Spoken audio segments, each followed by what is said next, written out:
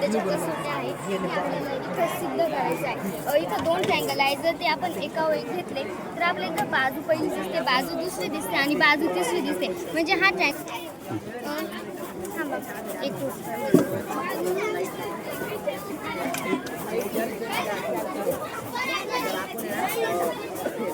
हा ट्रँगल इथे बाजू पहिली दिसते, बाजू दुसरी दिसते आणि बाजू तिसरी दिसते. म्हणजे हा ट्रँगल बा ह्या कसोटीचा आहे. यानंतर इथं आपल्याला कोण दिसतो, रोटेट पण होतो. 2 ट्रँगल रोटेट होतो. इथं कोण पहिला दिसतो, तिथं बाजू दिसते आणि इथं कोण दिसतो. म्हणजे हा ट्रँगल को ह्या कसोटीचा आहे.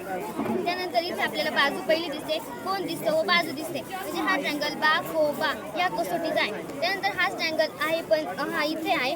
इथे आपण 2 ट्रँगल घेतलेले आहे कारण की आपल्याला इथं एकरूपता सिद्ध करायचे. सिद्ध करण्यासाठी आपण QT हा TRला एकरूप आहे हे सांगू शकतो व PT TSला एकरूप आहे. हे राऊंड केल्यानंतर फिरतं पण. ओके. हा ट्रायंगल इथे आपल्याला बाजू दिसते, कोण दिसतो व दुसरा कोण दिसतो. म्हणजे हा ट्रायंगल को ह्या कसोटीचा आहे. त्यानंतर इथे आपल्याला 90 डिग्रीचा कोन दिसतो, त्याची एक साईडवर त्याचा कर्ण दिसतोय. म्हणजे हा ट्रायंगल हायपोटेन्युस टेस्ट थेरमचा ट्रायंगल आहे.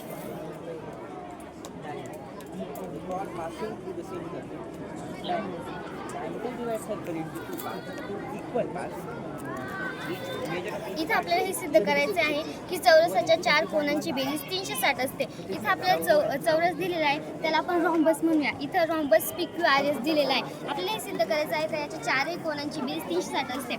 त्यासाठी इथं डायगोनल दिलेली आहे. जर डायगोनलच्या इकडचा भाग रोटेट करून ह्या क्यू अँगलला जोडला, सेम इकडून तसंच केलं तर इथं आपल्याला हाफ सर्कल भेटतो. सेम इकडून आपण तसंच केलं तर इथं आपल्याला दुसरा हाफ सर्कल भेटतो. म्हणजे हाफ सर्कलचं माप असतं 180 आणि ह्या सर्कलचं पण 180. मग 180 आणि 180 मिळून 360 होतात. त्यामुळे हे प्रूफ होतं की चौरसाच्या 4 कोनांची बेरीज 360 असते. इथे आपला एक सर्कल दिलेला आहे, त्याचा सेंटर हा O आहे. आपल्याला इथे प्रूफ करायचं आहे का ही कॉर्ड आहे AB. इथं प्रूफ करायचं आहे का segment AP congruent to segment PB. यासाठी आपण इथं काही कन्स्ट्रक्शन करूया. त्यासाठी आपल्याला O या बिंदूवरून इथे AB कॉर्डच्या मध्यभागी एक बिंदू मारायला लागेल. तिथं आपण P नाव दिलं. त्यानंतर कन्स्ट्रक्शनमध्ये आपल्याला जॉईंट OP म्हणता येईल व जॉईंट PB म्हणता येईल. हे जॉईन केल्यानंतर आपल्याला इथं 2 ट्रँगल भेटतात. कोणताही थेरम प्रूफ करताना आपल्याला 2 ट्रँगलची गरज असते. कन्स्ट्रक्शन केल्यानंतर आपल्याला इथं 2 ट्रँगल भेटले. त्यानंतर आपण हे सांगू शकतो का PO congruent to PO because common side of the triangle, common side of the triangle. त्यानंतर OP congruent to OB same circle of the two ready.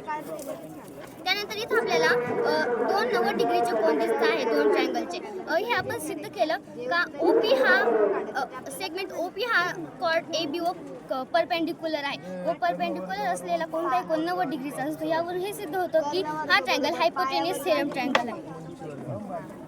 हे कोणतं इथं आपल्याला सर्कल दिलं आहे, त्याचं सेंटर O आहे आणि इथे सेगमेंट AB आहे. आपल्याला इथं सांगायचं हे की इथं जर प्रश्न आला तर हा मायनर आरवर मेजर आरचा प्रश्न असतो. छोटा वर्तुळाचा छोटा भाग म्हणजे आपण त्याला मायनर आर म्हणतो व मोठा भाग म्हणजे मेजर आर म्हणतो. म्हणजे हा BOA हा मायनर आर आहे कारण की हा छोटा भाग आहे व AC इथपर्यंत B AC. याला काय म्हणायचं AOB ला? त्याला मायनर आर म्हणतात. केंद्रीय कोन म्हणायचं, सेंट्रल अँगल. आणि इकडून जो एवढा राहिलेला भाग आहे तो मेजर आर म्हणजे मोठा भाग आहे. इथे आपल्याला 2 सर्कल दिले आहे, ते एक्सटर्नली टचिंग सर्कल आहेत. आपल्याला हे सिद्ध करायचं आहे. इथं पहिला कोन 9वी. इथं सर्कल दिलेला आहे, त्याचा सेंटर O आहे, त्याला आपण सेंटर 1 म्हणूया. दुसऱ्या सेंटरला P म्हणताय, पण इथं आपण सेंटर 2 पण म्हणू शकतो. इथं रॅडियस आपल्याला पहिली दिली व रॅडियस दुसरी दिली. सर्कल किती मोठा असतो हे त्याच्या रॅडियसवर अवलंबून असतो. जर रॅडियस छोटी असली तर सर्कल पण छोटाच असतो व रॅडियस मोठी असली तर त्या जागी सर्कल पण मोठा असतो. याच्यावरून आपल्याला जर हे प्रूफ करायचं आहे की दोन्हींचा काहीतरी संबंध लागतो. फक्त हा यांच्यातला फरक आहे का हे एक्सटर्नली टचिंग सर्कल आहे व हा इंटरनली टचिंग सर्कल आहे. इंटरनली का तर हे आतमधून टच झालेला आहे म्हणजे हा मोठा सर्कल व त्याला छोटा सर्कल टच झालेला आहे आणि जिथं टच झालेला आहे तिथं आपण A पॉईंट दिलेला आहे त्याला.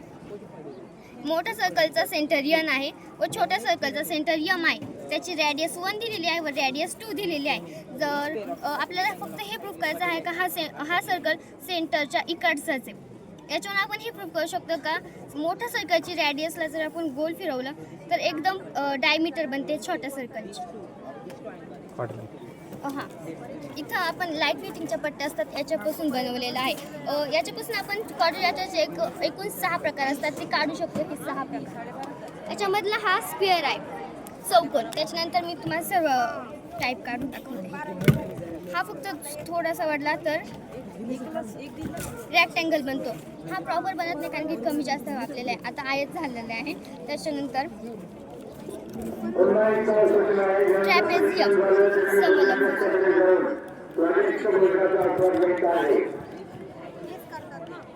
काईट, पतंगाकृती. त्यातला एक घेऊन त्याच्या प्रॉपर्टीज सांग. कोणता कोणता तुझ्या मनात.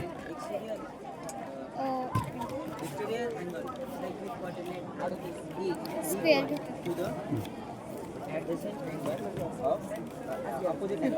हा स्क्वेअर आहे. याच्यामध्ये आपल्याला असे गुणधर्म सांगता येतील का ऑल साईड आर इक्वल.